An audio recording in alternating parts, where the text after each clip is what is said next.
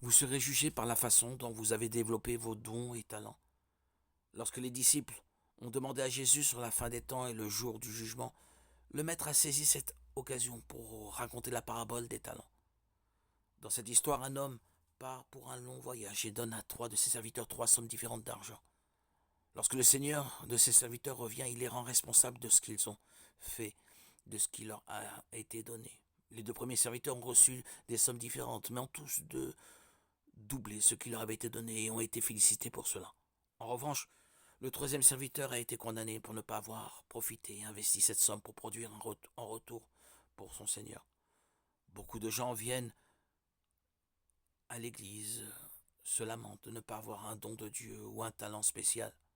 Ils sont tristes parce qu'ils considèrent qu'ils ne font pas partie du ministère de louange, parce qu'ils ne sont pas de bons prédicateurs, parce qu'ils ne peuvent pas prier en langue, avoir des rêves prophétiques ou toute autre chose.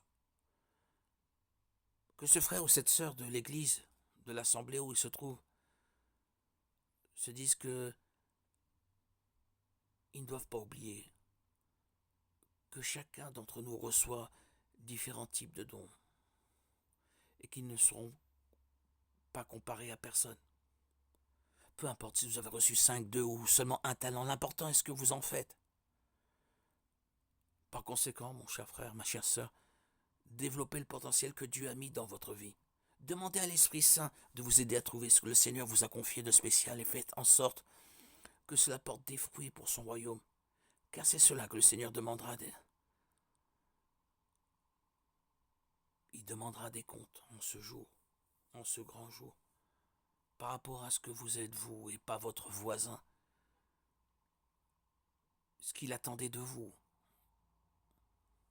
vous personnellement.